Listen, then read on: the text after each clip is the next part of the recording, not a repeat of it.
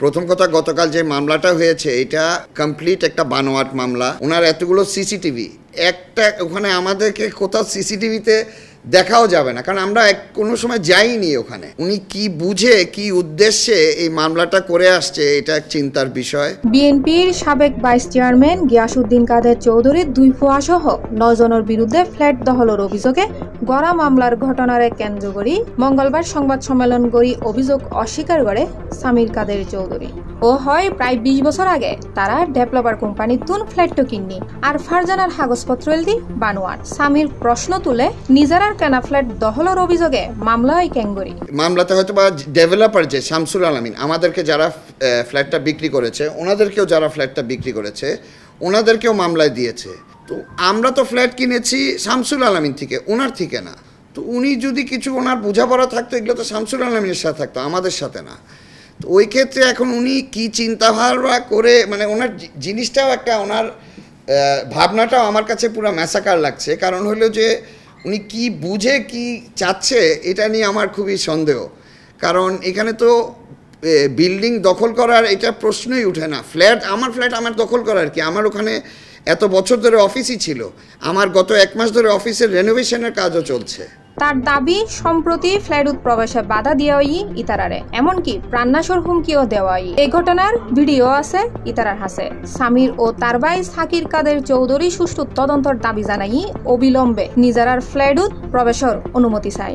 আমরা গত সপ্তাহে যে অ্যাটেম্প টু মার্ডার, আমাদের একজন অফিস এমপ্লয়ির উপর যে অ্যাটেম্প টু মার্ডারটা আপনারা ভিডিওতে যেটা দেখছেন, ওনার শরীরে যে ইলেকট্রিক অস্ত্রটা নিয়ে শক দিয়ে দিয়ে তাকে লোহা দিয়ে মাথা ফেটিয়ে ফেলছে, লাঠি দিয়ে মেরে, এগুলো ভিডিওতে ক্লিয়ার আছে। ওনার হাতে ওই ইলেকট্রিক অস্ত্রটা আগুন জ্বলছিল, ওটাও পরিষ্কার দেখা যায়। আমরা মামলা সেদিনই করি, ওনারাও মামলা করেন। ওনাদেরকে আটকিয়ে রাখা হয়েছিল, ওনারা পুলিশ খবর দিয়ে পুলিশ ওনাদেরকে ওই বিল্ডিং থেকে বের করে আনা হয়। তো এর পরেও উনি কি বুঝে কি উদ্দেশ্যে এই মামলাটা করে আসছে, এটা এক চিন্তার বিষয়।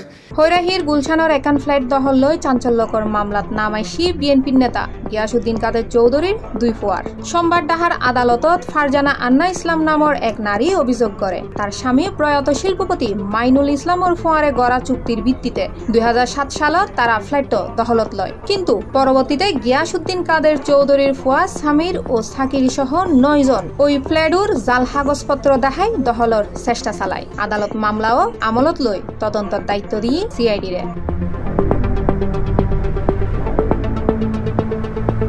ফারজানার অভিযোগ 2024 সালের জুলাই গণ অভ্যুত্থানের পর আসামি হলে আরো বেপরোয়া হয়ে উঠে। গেইদে 14 জুলাই তারা ফ্ল্যাট তালা ভাঙি দখল করতে যায় এবং 5 কোটি টিয়া চাঁদা দাবি করে। পরে 28 আগস্ট আবারও বাসাত প্রবেশ করি তার পরিবারের সদস্য হলরে মাইদর করে লুড়ি লয় 10 লাখ টিয়া ও 10 ভরি স্বর্ণালঙ্কার। যাইবের সময় গ্যারেজত পাংচুর চালাই প্রায় 3 কোটি টিয়ার ক্ষতি করে গেই বলে মামলাত উল্লেখ করা হয়।